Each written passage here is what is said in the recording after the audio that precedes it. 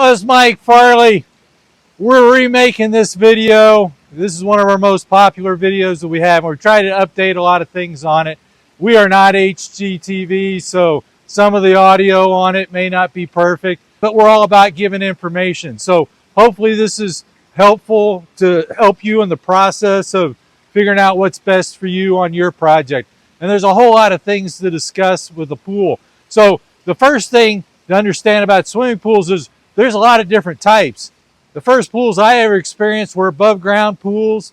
The challenges, and a lot of HOAs today won't allow an above ground swimming pool, but that's an entry level for a lot of people. Along with that, that's the vinyl pool that's above the ground.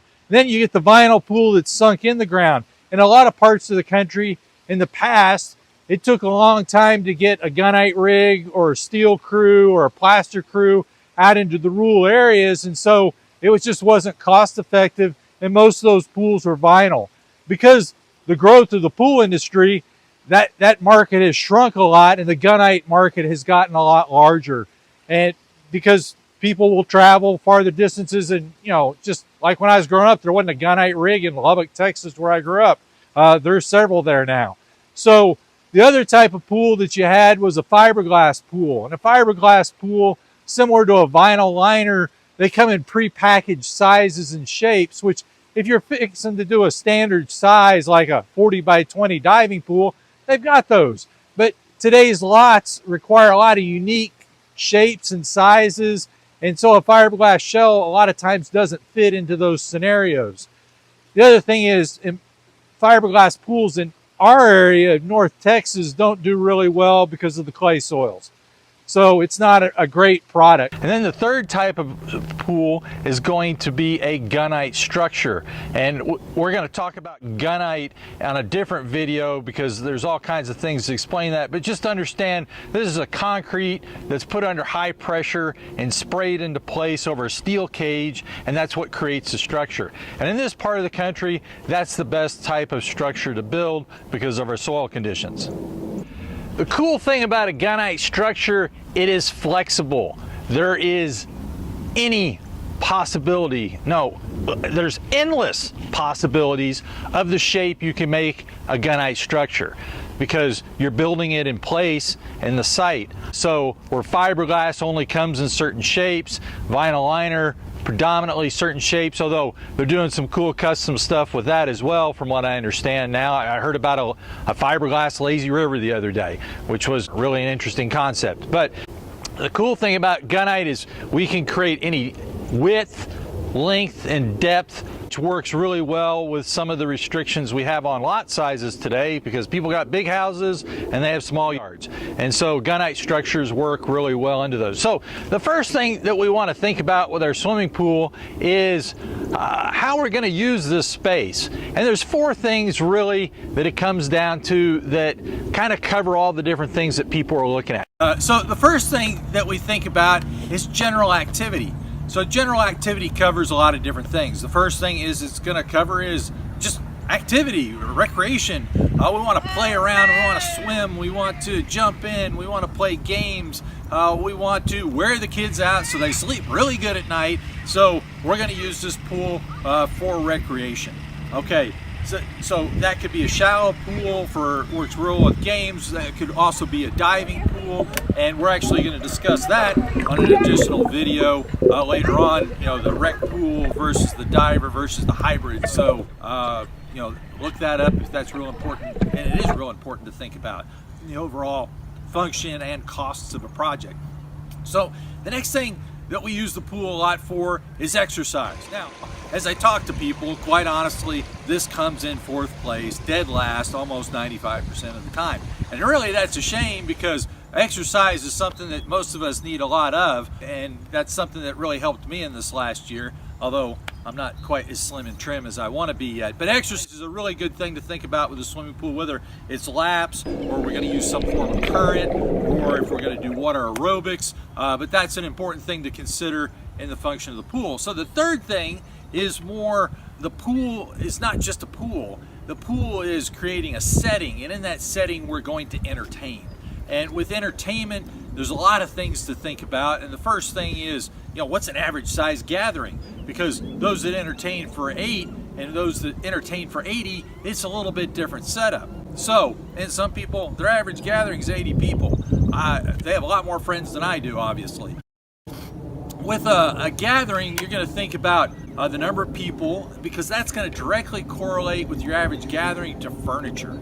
We want people to hang out and have a good time, so we've got to have a place for them. So we need tables, and we need lounge chairs, and we need benches, and we need different places to gather and sit. Some fun things, like we may want a place for hammocks, or other places just to hang out and relax, that swing. There's endless possibilities on what we could do. So along with entertainment comes all the other fun things that we're going to do. Well, we want a fire pit, and we want a fireplace. We want to hang out. We want to have something cool to look at with fire. We want an outdoor kitchen, and we want a bar in conjunction with that so people can gather in that space. It may be we want a place for shade and we need an arbor, or maybe we want a structure that we can sit out and enjoy the rain and sit by the fireplace, and we need a full cabana with a solid roof. So there's lots of things with entertainment that come into play that extend the pool. And this isn't just about a pool. This is about a whole environment and setting that we're going to create. The pool's the focal point of that, and everything kind of, comes together with that aspect. But it's the whole space, and how do we put all these jigsaw puzzle pieces together so we have ultimately what's ideally created for us. And then the next thing that we're going to think about is look nice. Now, look nice means a lot of different things. To some people, it's I got a pool and I've got a small water feature, and with that I've got some landscaping and I'm good and I'm done. And other people are like, oh no, we're just beginning. We need to look at other type of water features, because we want features that create great visual effects. We want things that create great sound, which those are different. So you need to think carefully, and we're going to talk about that later on as well. We're going to talk about fire. Now, fire's two different things. One, gathering and having people around and roasting our s'mores and having a great time, whether it's spring, summer, fall, or winter, and have a great gathering. Or some people, it's just about the visual of fire and reflecting off the water, and that the light bouncing and everything is really cool. So, and along with light, some people, lighting is very important, and that's in the pool with LED lights and amazing different colors that we can pick. Or it could be in the landscape lighting that's done, so we accent this beautiful place that we look at 365 days out of the year. And quite honestly, we look at it a lot more at nighttime than we do at day, because most of us had jobs that we have to go to pay for the pool. So you want something that looks really good at night. Lighting's real important. Landscaping can be tremendously important to create a setting and a backdrop and privacy, and that's something to think about. Also, materials have a lot to do with what looks nice and creating something that blends with the architecture of the home, or to create a style. So everybody has different priorities with these things. Are we using it for recreation, for exercise, to entertain around, to look nice? There's certain things we want to think about in addition to those, but you have to decide what's your priorities, because a lot of spaces won't allow you to do everything. Sometimes our budget doesn't allow us to do everything as well, so we got to think about those priorities. So along with look nice, this is a lot of times to create a setting of tranquility, and we really want something that looks really peaceful and serene. And like right around the corner, I have one of the coolest projects on this lake, and the perimeter overflow just gives this awesome setting. So it's something that it's hard to describe, but it just gives a really awesome feeling, unlike other water features. So maybe look nice means something like that, or it could be also called what's a perimeter overflow. Some people call them the champagne spa, where the water runs over all four sides. It gives that feeling in a small space like the spa. The other thing that we want to look at in the recreational part is, do we want a spa or not? A spa is a very important part of extending the season, because we get the spa and we get the heater.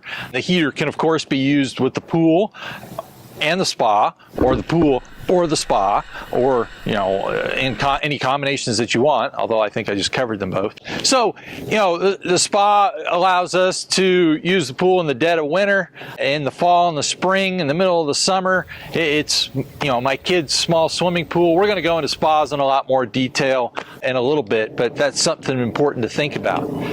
So the first thing to understand is, where can we put stuff in the backyard? So there are restrictions. Those restrictions are described on a survey. Survey would be the first place to start, because we're going to be able to find out where the easements are. That's where they bury all the important stuff in your backyard. The stuff that you don't want to run into, like power lines, gas lines, sewer lines, all kinds of lines, especially your cable TV line and your internet line. Don't want to run into those. So they put those for the whole neighborhood in this easement. Now, as they come up to your house, they don't stay in that easement.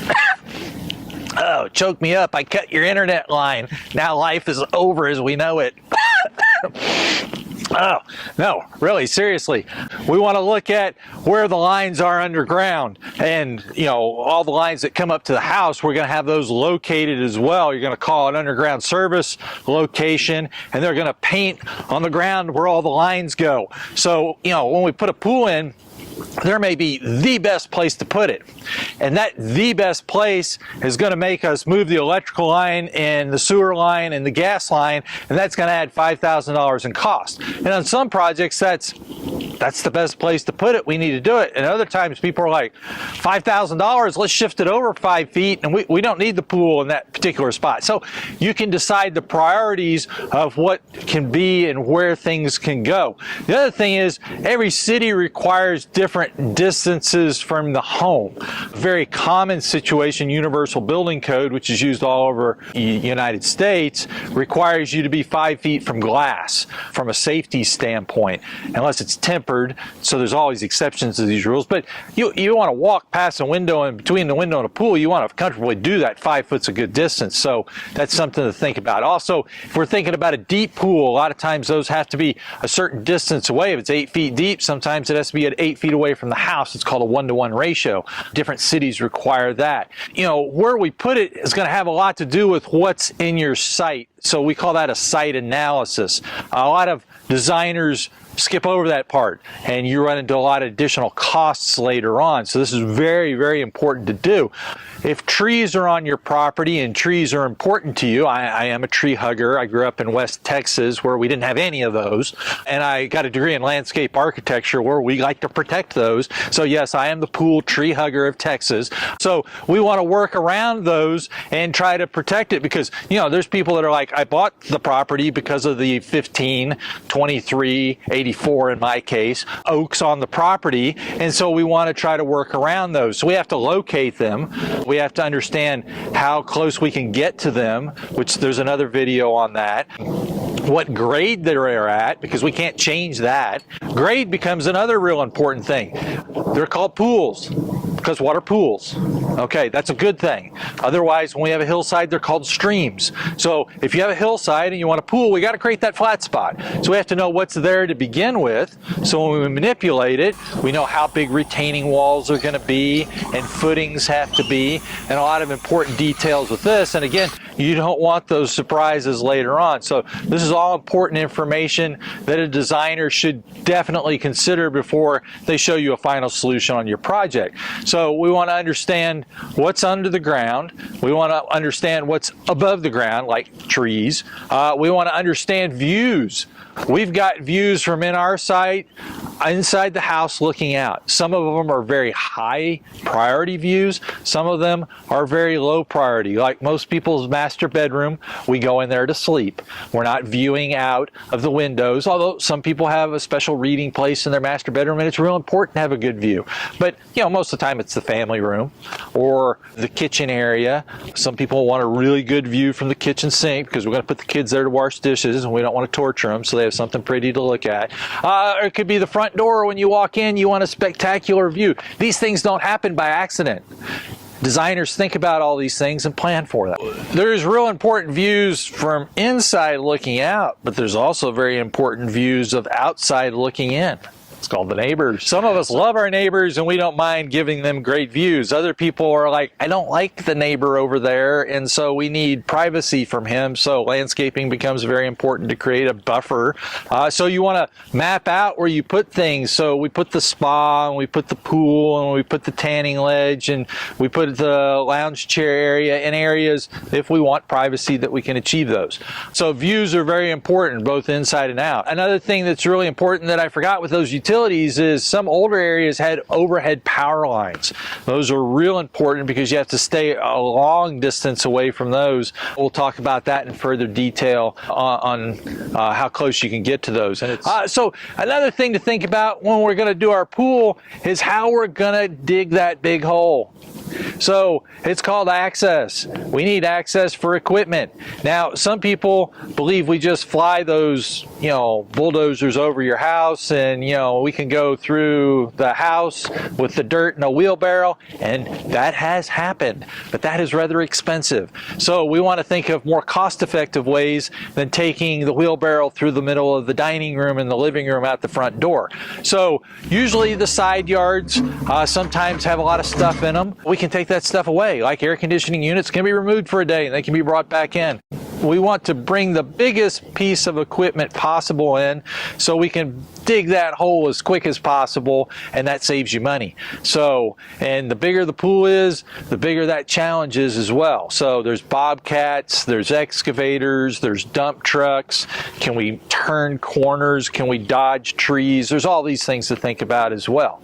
So whether you have a simple pool or a crazy pool, one of the things to think about and understand that a lot of people don't understand is the shape can significantly, the shape can add cost or take away cost. And the easiest thing to explain is if I have an 84 perimeter, the distance around the pool on the outer edge where the water in the stone come together, that perimeter distance is 84.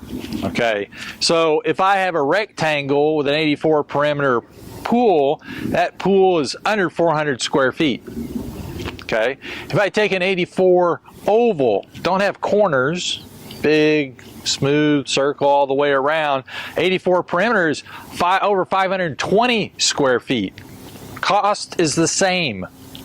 You're like, wait a minute, one's under 400, the other one's over 500, they cost the same? That's because the perimeter is the same. They're both 84. So the more ins and outs you put in a swimming pool, like tanning ledges and swim up bars and recessed benches and water features, the more things go in and out into a swimming pool, increases the perimeter, therefore increases cost. So it's something to be aware of when you're designing the shape of the pool that you're considering. See, the cool thing about having a pool is you don't have to go to the lake. Okay, the lake is in your backyard every single day. So I want to go out and I want to have fun for 10 minutes. It takes 10 minutes to load the car up to go to the lake. So the cool thing is we load up in our bathroom and run out the door and we're there. We have fun in the backyard. And so a lot of times people are like, yeah, pools cost money, but how much time do you save? Okay, we don't have to go to the gym. The gym's in the backyard. We don't have to go to the party. The party's in the backyard. We don't want to go to the lake. The lake's in the backyard. It's a great thing, a swimming pool. It's one of the best things you could do in your backyard.